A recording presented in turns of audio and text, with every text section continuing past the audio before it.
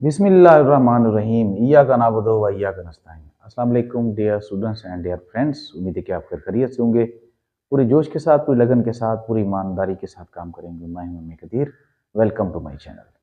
अच्छा प्यारे बच्चों, आज हम एग्जाम्पल जो है नंबर जो है 6.2 की एग्जाम्पल्स कुछ कर रहे हैं। ठीक है, एग्जाम्पल नंबर 7 है और एग्जाम्पल नंबर 8 है।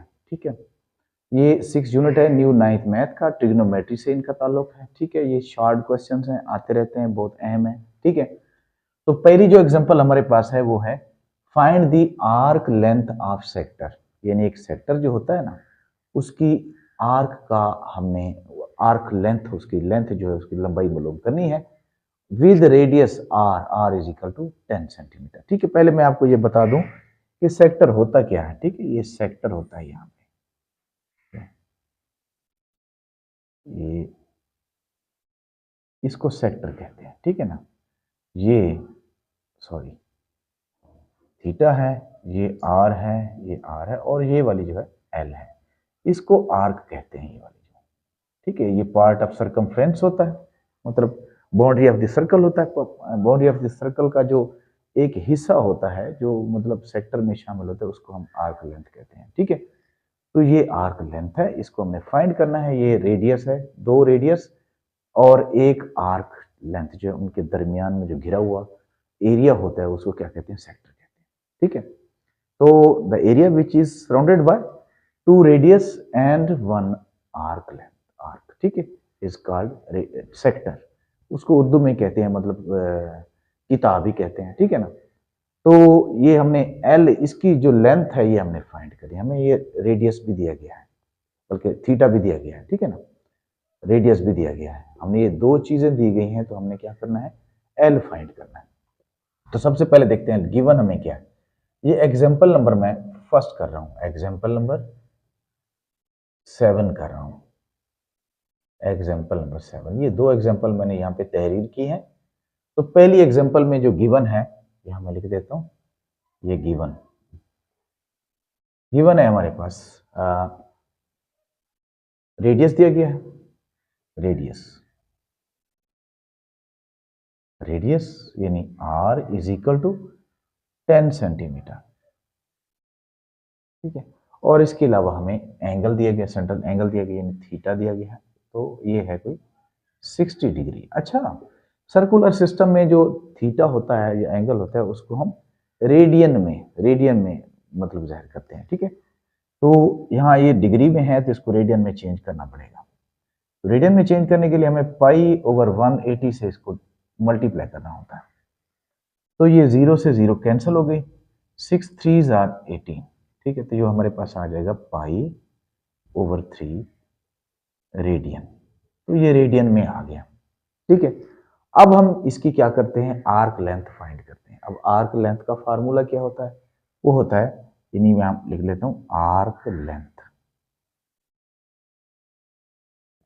इसको हमने एल से धर के, L is equal to R theta, ये इसका फार्मूला है। ये रेडियस को थीटा से मल्टीप्लाई कर दो, हमारी आर्क लेंथ आ जाएगी। अब रेडियस हमारे पास है 10 और थीटा हमने निकाला है पाई ओवर 3। तो अब क्या करेंगे, 10 मल्टीप्लाई पाई की जो वैल्यू होती है आपको पता है, हम तो अप्रोक्सीमेटेड वैल्यू है, रियल वैल्यू तो है नहीं। ठीक है, ये 3.14 ओवर ओवर हम कर लेते हैं 3।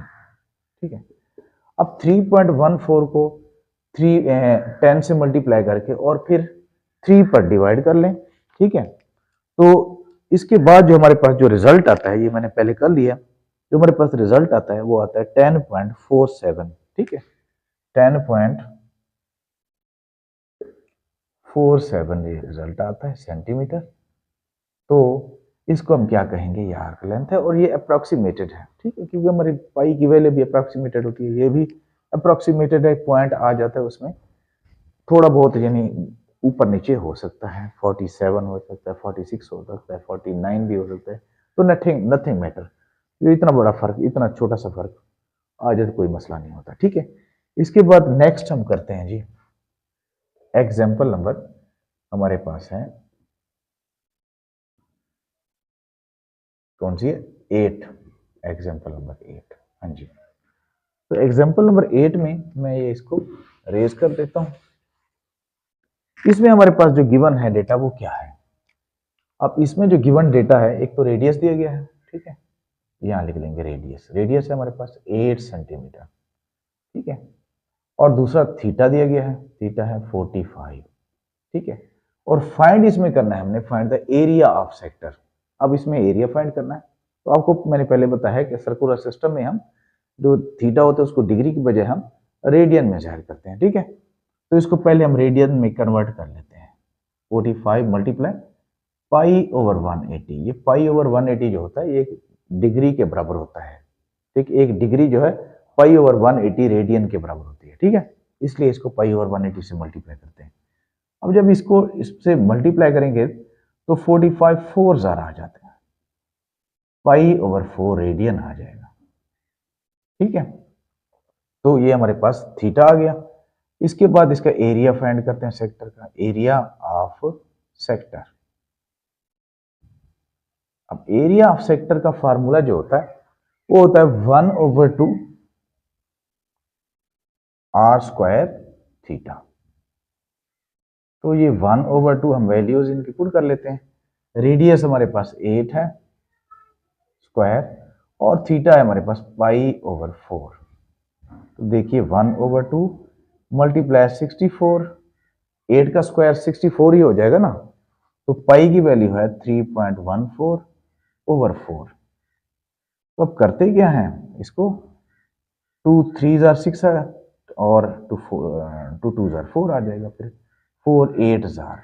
तो जब 8 को 3.14 से मल्टीप्लाई करते हैं तो हमारे पास जो रिजल्ट आता है वो आ जाता है हमारे पास 25.12 आ जाता है, 25.12 आ जाता है,